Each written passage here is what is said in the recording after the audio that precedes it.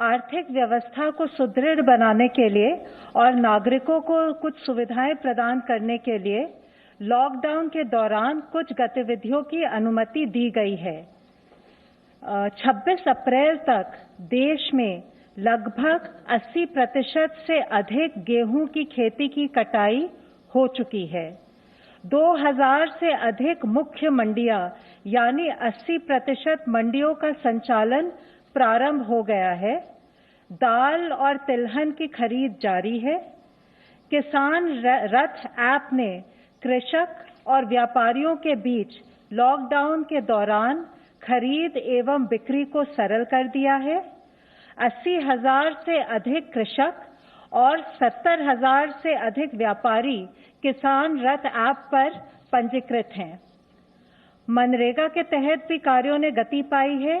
Water conservation और irrigation जैसे large community assets पर भी मनरेगा के तहत काम शुरू हो गया है और 2 करोड़ से ज्यादा श्रमिकों को रोजगार प्राप्त हुआ है। सर्वे के अनुसार लगभग 60% फूड प्रोसेसिंग यूनिट्स ऑपरेशनल हो गई हैं। स्पेशल इकोनॉमिक जोन्स में 2,825 इकाइयां और इसके अलावा 350 एक्सपोर्ट ओरिएंटेड यूनिट्स भी क्रियाशील हो चुकी हैं। ग्रामीण क्षेत्र में निर्माण कार्यों से, ईंट भट्टों के संचालन से और सड़क परियोजनाओं इत्यादि के प्रारंभ होने से स्थानीय और प्रवासी श्रमिकों को फिर से रोजगार मिल रहा है। ये आवश्यक है कि इन सब कार्यों को करते हुए हम सावधानी बरतें, राष्ट्रीय निर्देशों का पालन करें, जैसे सोशल डिस्टेंसिंग, मास्क पहनना तथा स्वच्छता नियमों का और हेल्थ प्रोटोकॉल्स का अनुपालन करना। जैसे मैंने आप सबके साथ साझा किया था, गृह मंत्रालय द्वारा आपदा प्रबंधन अधिनियम के अंतर्गत गठित इंटर मिनिस्टीरियल सेंट्रल टीमों ने संबंधित राज्यों में पहुंचकर अपना काम शुरू कर दिया है। इन टीमों में वरिष्ठ स्तर के प्रशासनिक अधिकारी थे, सीनियर पब्लिक हेल्थ स्पेशलिस्ट और नेशनल डिजास्टर मैनेजमेंट अथॉरिटी से भी स्पेशलिस्ट थे। उनकी एक्सपर्टीज हम राज्यों के साथ शेयर करना चाह रहे थे, जिससे कि केंद्र और राज्य सरकार मिलकर कोविड-19 के नियंत्रण में सफलता पा सके। आज मैं 2 टीमों के फीडबैक के बारे में आपको जानकारी देना चाहूंगी। पुणे में आईएमसीटी ने विस्तृत दौरे किए हैं।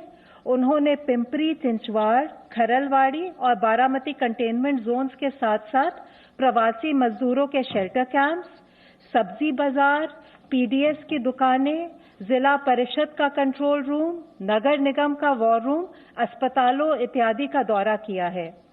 आईएमसीटी ने पाया कि पुणे में कोविड-19 का डबलिंग रेट 7 दिन है, जो बाकी देश की तुलना में थोड़ा सा ज्यादा है, और जहां देश में 23 सैंपल पर कोविड पॉजिटिव केस का एवरेज है, वहां पुणे में 9 सैंपल पर कोविड पॉजिटिव केस है।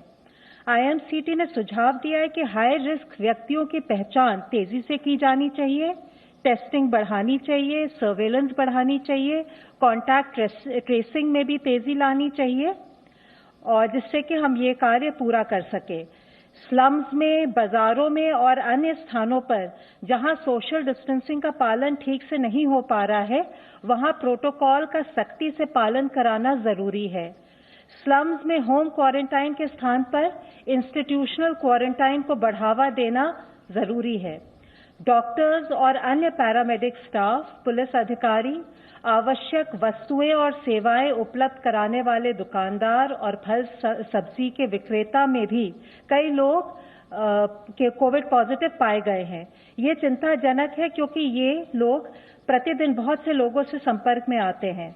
आईएमसीटी ने सुझाव दिया है कि इन वर्गों में प्रोटोकॉल्स का अनुपालन सुनिश्चित किया जाए, ताकि वे अनजाने में ही कोविड संक्रमण के कैरियर या सोर्स ना बने और स्वयं की भी सुरक्षा कर पाए। आईएमसीटी ने महाराष्ट्र के माननीय मुख्यमंत्री जी, राज्य के गृह मंत्री जी एवं वरिष्ठ अधिकारियों के साथ भी वीसी पर विचार विमर्श किया। अब मैं आपको जयपुर की आईएमसीटी के बारे में बताऊंगी।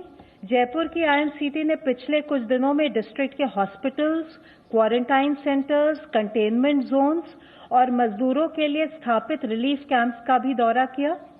उन्होंने मुख्य सचिव एवं वरिष्ठ अधिकारियों के साथ बैठक की और अपने अनुभव के आधार पर सुझाव दिया कि वॉल्ड सिटी में शाम को लॉकडाउन के नियमों का उल्लंघन न हो, इसके लिए सख्त कदम उठाने की आवश्यकता है। उन्होंने कहा कि इस पर ध्यान दिया जाए कि राशन और आवश्यक वस्तुओं की सप्लाई और भी व्यवस्थित हो। क्वारंटाइन कैंप्स को आवासीय क्षेत्रों से दूर ले जाने की आवश्यकता है। उन्होंने टेस्ट के रिजल्ट्स की गति बढ़ाने पर बल दिया। उन्होंने ये भी सुझाव दिया कि गैर कोविड अस्पतालों की भी पहचान की जाए ताकि लोगों को अन्य चिकित्सा सेवाओं की सुविधा मिल सके। IMCTs ने दोनों डिस्ट्रिक्ट्स में पाया कि स्थानीय प्रशासन लगन और निष्ठापूर्वक कार्य कर रहे हैं और इन सुझावों से स्थिति को बेहतर बना सकेंगे। कोविड-19 की चेन को हम तभी तोड़ पाएंगे अगर लॉकडाउन के नियमों का अच्छी तरह से पालन हो। इसके लिए ये बहुत आवश्यक है कि हम सब नियमों का पालन करें और सभी राज्य सरकारें लॉकडाउन के वायलेशन पर कड़ी कार्रवाई करें। धन्यवाद। धन्यवाद। Health ministry representative please. कल से अगर हम देखें तो भारत में 1396 नए पॉजिटिव केस आए हैं, which takes our total confirmed cases to 27,892. 20,835 people जो हैं वो एक्टिव मेडिकल सुपरविजन में हैं। पिछले एक दिन में 381 पेशेंट्स आर फाउंड क्योर्ड, जिससे कि हमारा total persons who have been cured the number become 6,184। इसको अगर हम देखें तो हम पाते हैं कि हमारा रिकवरी रेट 22.17% हो चुका है। And the positive news is कि हम देख रहे हैं कि प्रोग्रेसिवली हमारे रिकवरी रेट में इजाफा हो रहा है, हमारा रिकवरी रेट बढ़ रहा है। 16 डिस्ट्रिक्ट हैं देश के जहां पर कि पिछले 28 दिनों से कोई केस रिपोर्ट नहीं हुआ है। इन डिस्ट्रिक्ट्स में 3 नए डिस्ट्रिक्ट ऐड हुए हैं। अगर आप देखें 24 अप्रैल से अब तक में, वह है गोंदिया महाराष्ट्र में, देवनगेरे कर्नाटक में, लखीसराय बिहार में। इसी के साथ ही जो डिस्ट्रिक्ट पहले 28 दिन की, जिसमें कि पहले केस आए लेकिन 28 दिन से केसेस नहीं आए थे, इससे पहले रिपोर्ट हुई, उनमें से 2 डिस्ट्रिक्ट में नए फ्रेश केसेस भी आए हैं। वह है पीलीभीत उत्तर प्रदेश में और SPS डिस्ट्रिक्ट पंजाब के अंदर। टोटल ऐसे 85 डिस्ट्रिक्ट हैं 25 स्टेट्स और यूनियन टेरिटरीज में, जहां पर कि पिछले 14 दिनों से कोई केस रिपोर्ट नहीं हुआ है। यह हम लोगों को जानना होगा, फॉलोअप करना पड़ेगा कि हम अपनी विजिल को कॉन्स्टेंटली उसी मोमेंटम से बनाए रखें ताकि इन डिस्ट्रिक्ट की संख्या बढ़े और इन डिस्ट्रिक्ट में कोई नया केस ना आए। आज माननीय प्रधानमंत्री जी ने सभी राज्यों के मुख्यमंत्रियों के साथ वीडियो कॉन्फ्रेंस के जरिए बातचीत भी की। उन्होंने राज्य के मुख्यमंत्री से कहा कि वह सजग रहें, सचेत रहें। रेड जोन और ऑरेंज जोन में पड़ने वाले सभी जिलों में सख्ती रखते हुए chain of transmission of virus इसको ब्रेक किया जाए। ग्रीन जोन में जिला एडमिनिस्ट्रेशन सर्विलेंस पर फोकस रखते हुए अलर्ट रहे ताकि उस जिले में यह संकट प्रवेश न करे। कोरोना ग्रसित होना कोई स्टिग्मा नहीं है। जितनी जल्दी सच्चाई का सामना होगा उतनी जल्दी ही और उतने ही अप्रोप्रिएट तरीके से उसका समाधान होगा। एक मुख्य अंश के रूप में माननीय प्रधानमंत्री जी ने यह भी कहा कि इस समय में अन्य आरोग्य सुविधाएं जैसे कि डायलिसिस, अन्य बीमारियां, उनके ट्रीटमेंट आदि में भी कोई ढिलाई ना होने दें। परंपरागत मेडिकल व्यवस्था सुचारू रूप से चलती रहे। रेड जोन से ऑरेंज जोन, ऑरेंज जोन से ग्रीन जोन में जिले को ट्रांसफॉर्म करना ही हमारा मंत्र होना चाहिए। आज इसी संदर्भ में आप लोगों को मैं एक और मुख्य विषय के बारे में बताना चाहूंगा। आप सभी को पता है कि हम एक इन्फेक्शियस डिजीज से लड़ रहे हैं और इस लड़ाई में हमें सबका साथ चाहिए, लेकिन कभी कभी लैक ऑफ अवेयरनेस या लैक ऑफ प्रॉपर अंडरस्टैंडिंग के कारण हमारे मन में फियर या पैनिक घर कर लेता है और जो पॉजिटिव पेशेंट्स होते हैं या जो हमारे फ्रंटलाइन वर्कर्स काम कर रहे हैं, हम उनके साथ स्टिग्मा एसोसिएट करने लगते हैं। हम उन्हें स्टिग्मेटाइज करते हैं, हम उनके साथ भेदभाव करते हैं।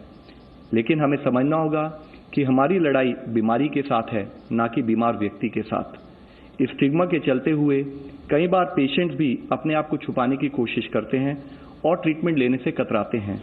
इससे न केवल उस पेशेंट को हार्म होता है, उसकी फैमिली को हार्म होता है, बल्कि पूरी सोसाइटी को नुकसान होना संभव है।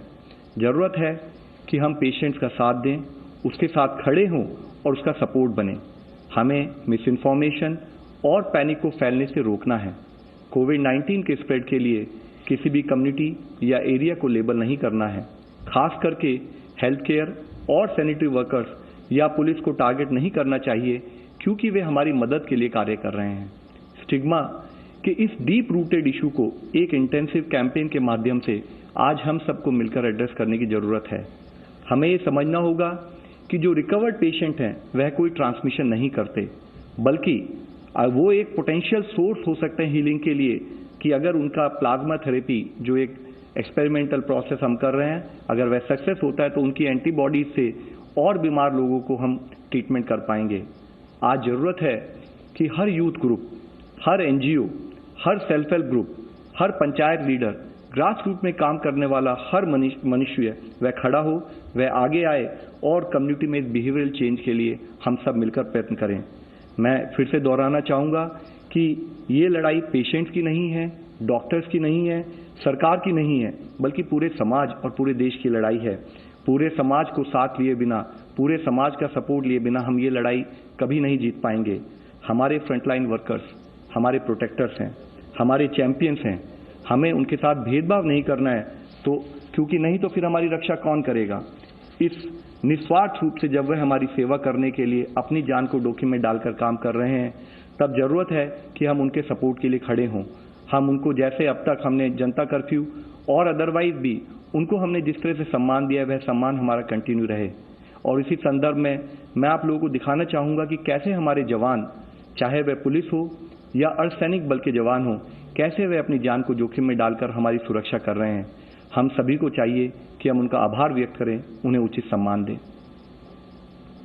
No signal, no worry. Presenting Z News app with live TV, latest updates and expert opinion. Available on Google Play and App Store. Download it now.